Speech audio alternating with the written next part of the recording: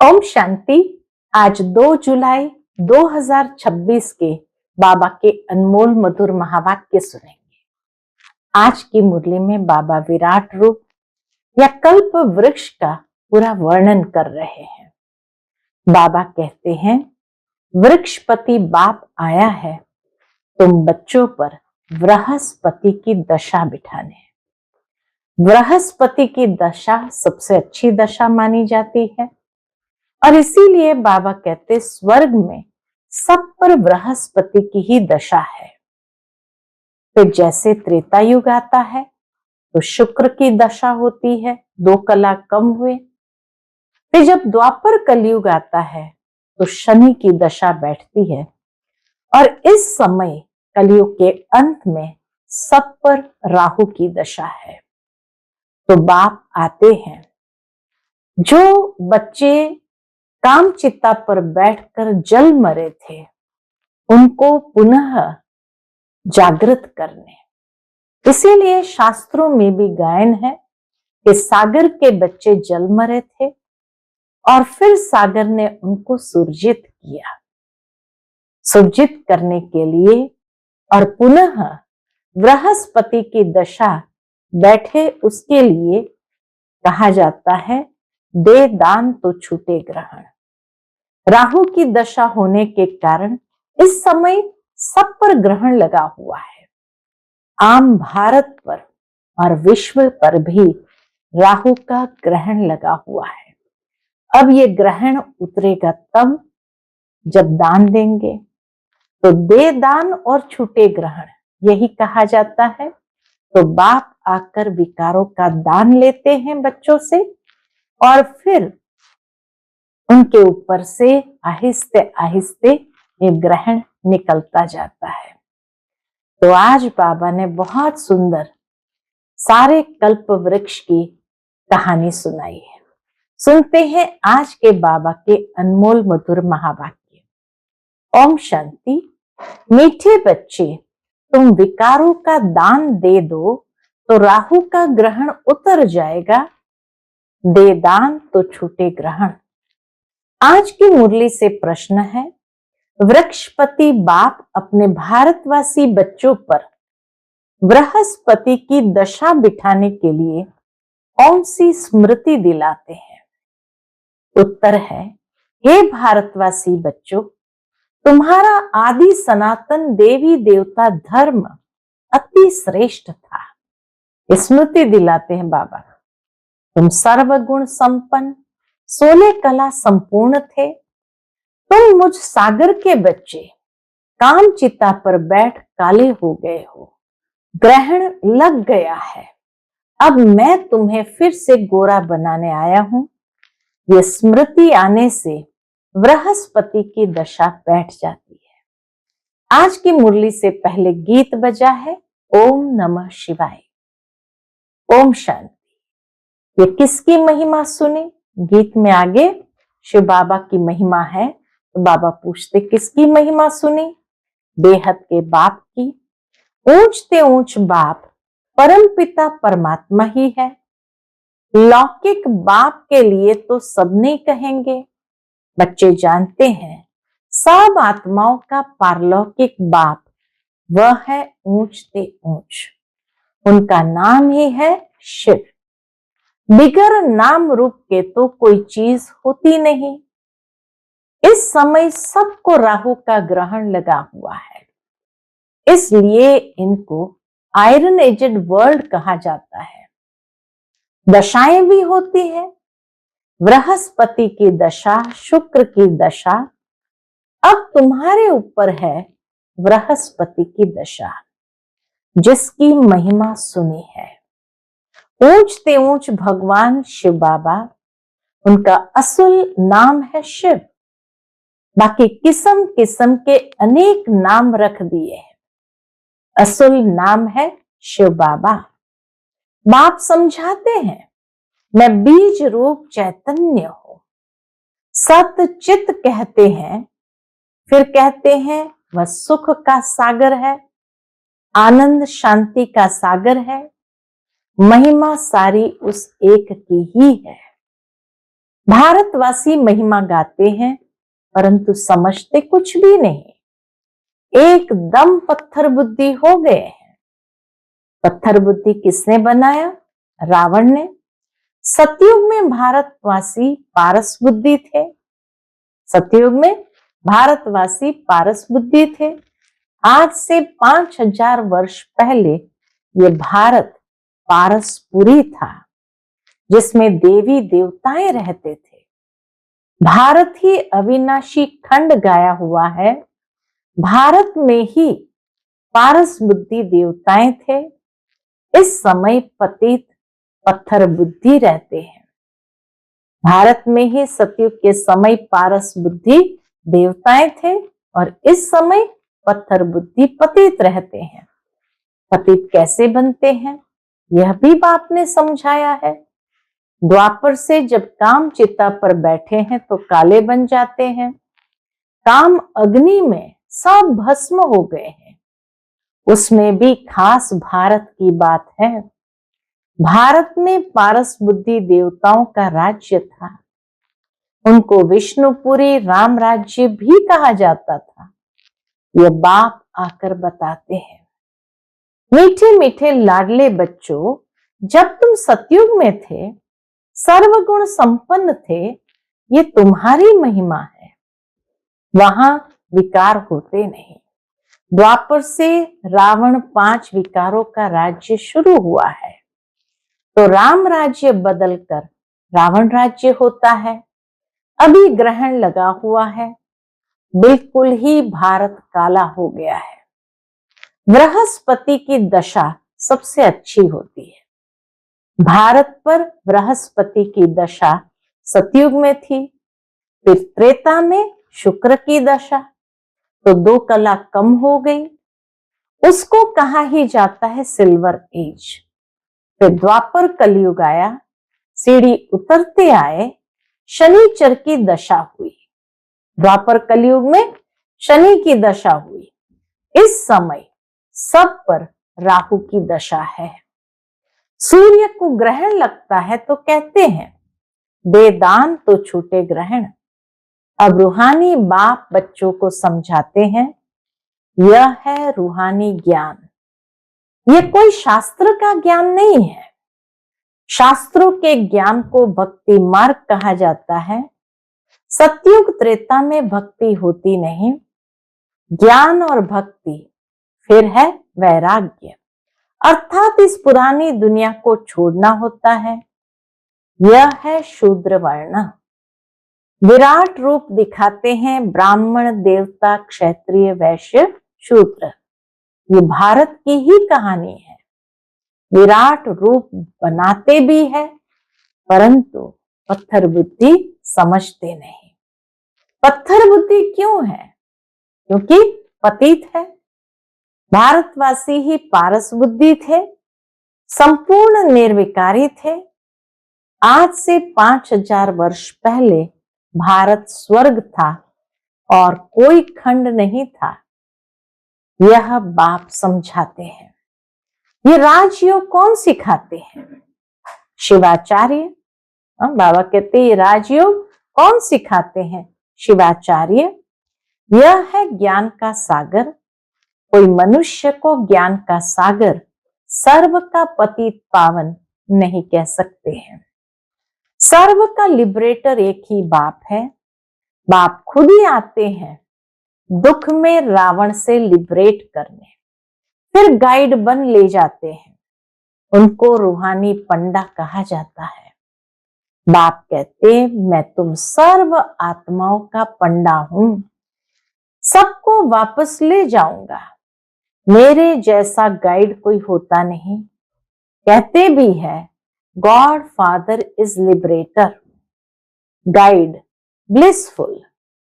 सबके ऊपर रहम करते हैं क्योंकि सब सागर के बच्चे कामचिता पर बैठ जल मरे हैं। उसमें भी खास भारत की बात है। बाप कहते हैं तुम 16 कला संपूर्ण निर्विकारी थे। अब कामचिता पर बैठ तुम क्या बन गए हो? अब फिर बाप आए हैं। वृक्षपति बाप आकर मनुष्य मात्र पर बृहस्पति की दशा बिठाते हैं। खास भारत आम विश्व पर इस समय राहु का ग्रहण लगा हुआ है।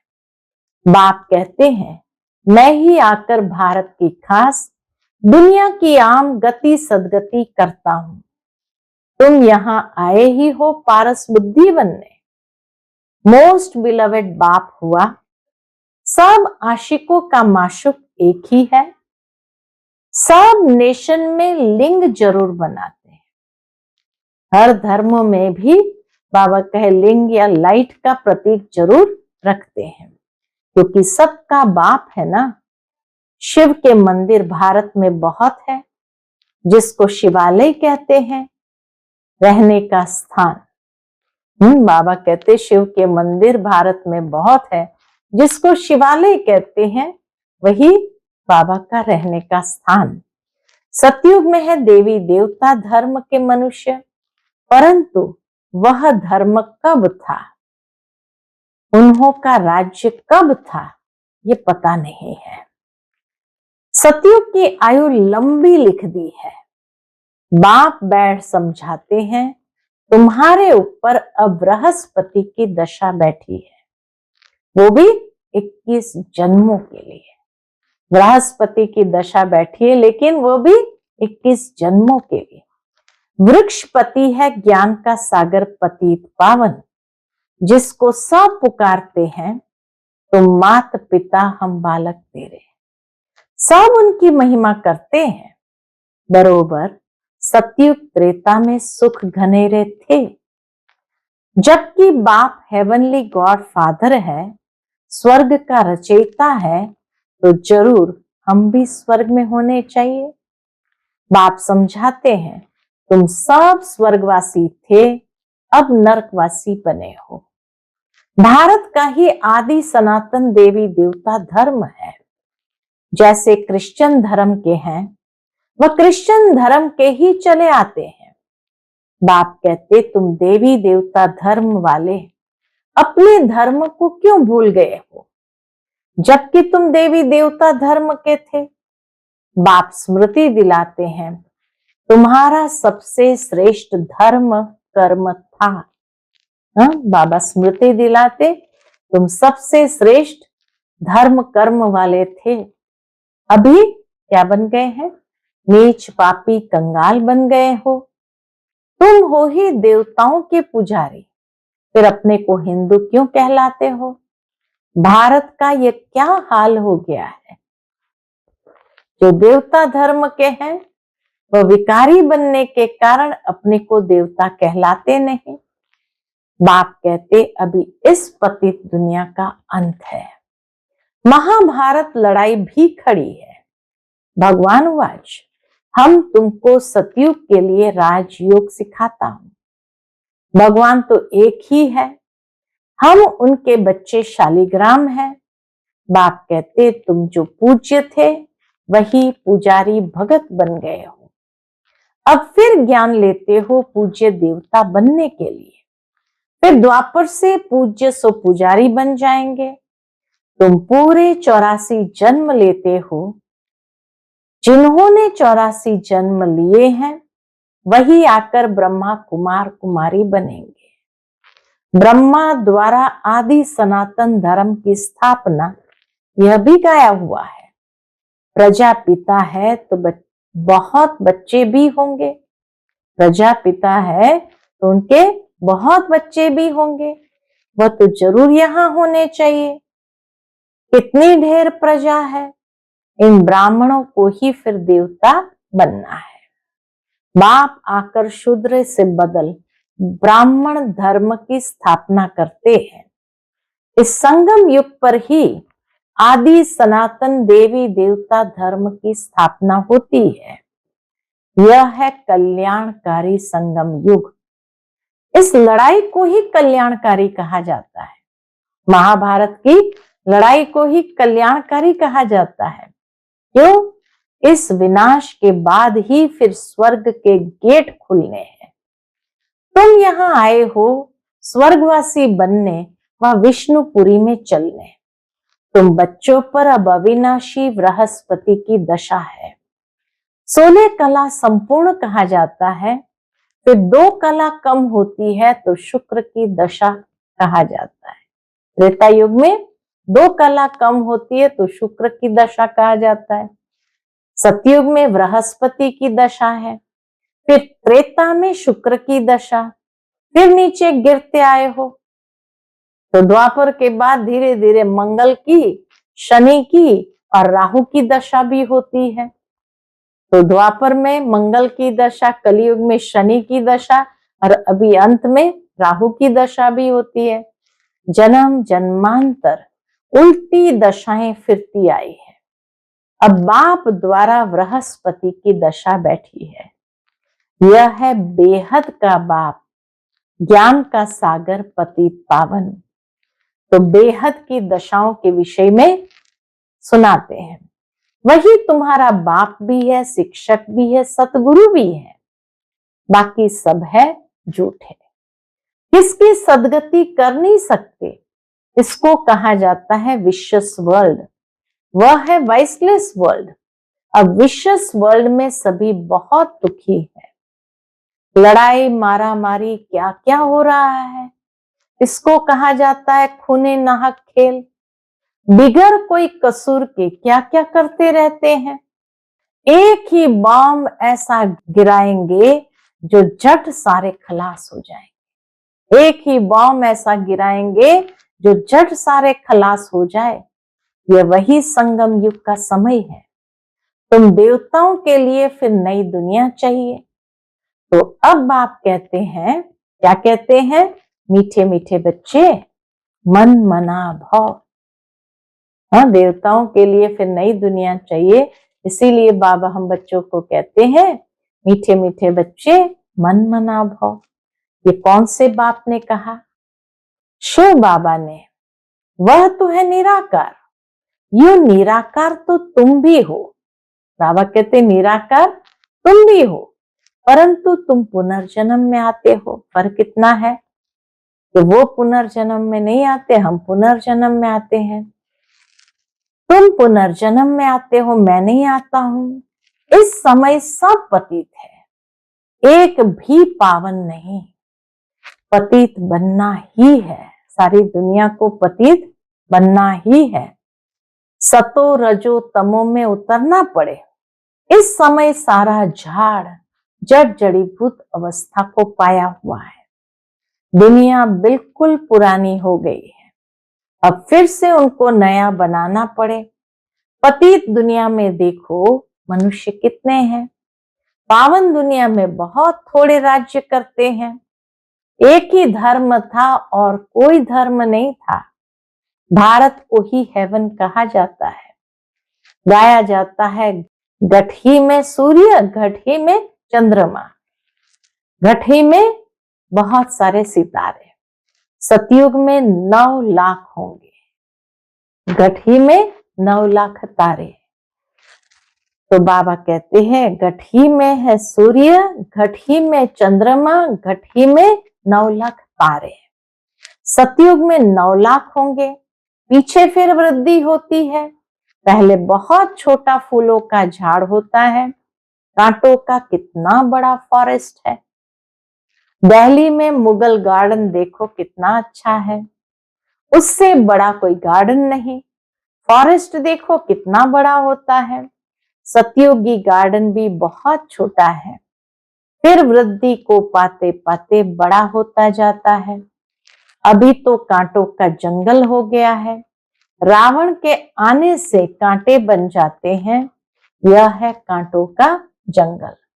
आपस में लड़ते हैं तो एक दो को मारते हैं, कितना क्रोध है।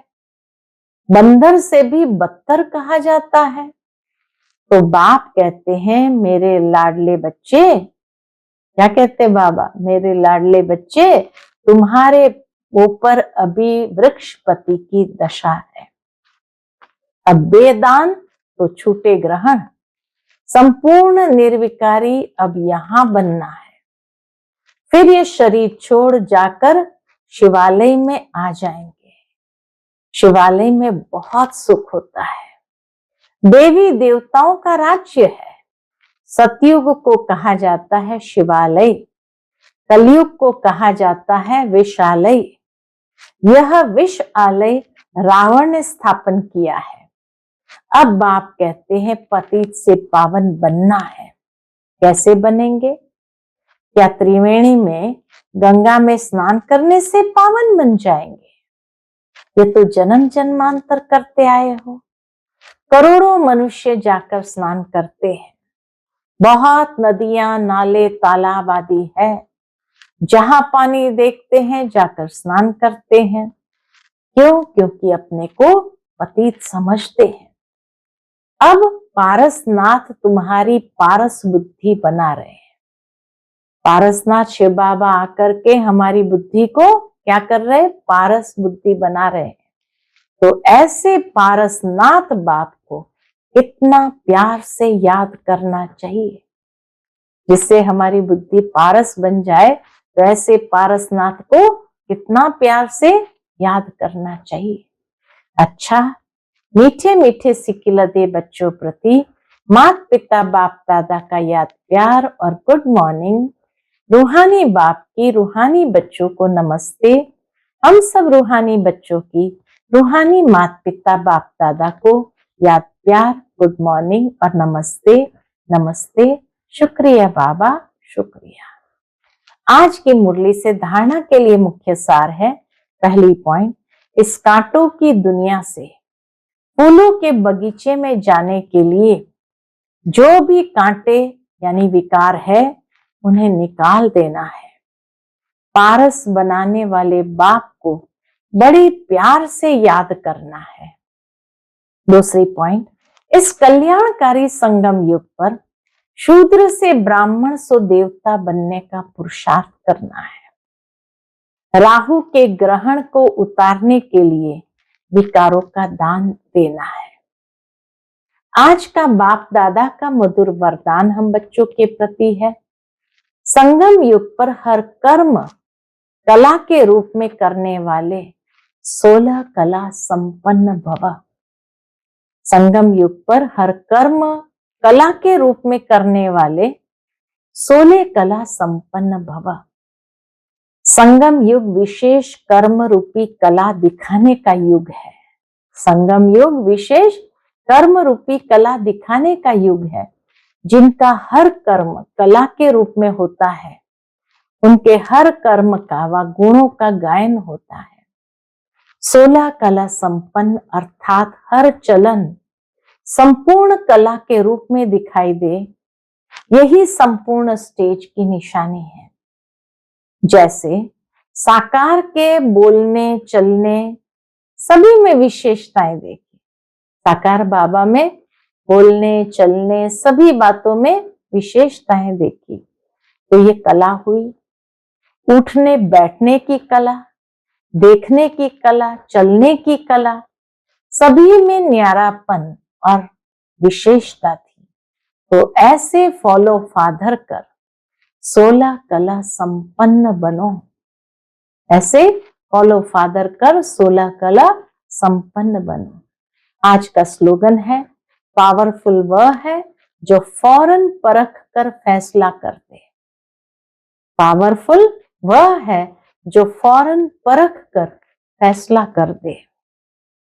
आज का व्यक्त इशारा है, ज्वाला स्वरूप स्थिति में रह शक्तिशाली याद का अनुभव करो। उसके अंतर्गत बाबा कहते, आप बच्चों का योग जब ज्वाला स्वरूप शक्तिशाली होगा, तब पवित्रता की अग्नि सेकंड में विश्व के किचड़े को भस्म कर सकेंगी। पवित्रता की ये शक्ति महान शक्ति है। अंत में जब आप संपूर्ण पवित्र हो जाएंगे, तब आपके श्रेष्ठ संकल्प के लगन की अग्नि से ये सब किचड़ा भस्म हो जाएगा। अंत में जब संपूर्ण पवित्र हो जाएंगे, तब आपके श्रेष्ठ संकल्प के लगन की अग्नि से ये सब किचड़ा भस्म हो जाएगा। अच्छा, ओम शांति।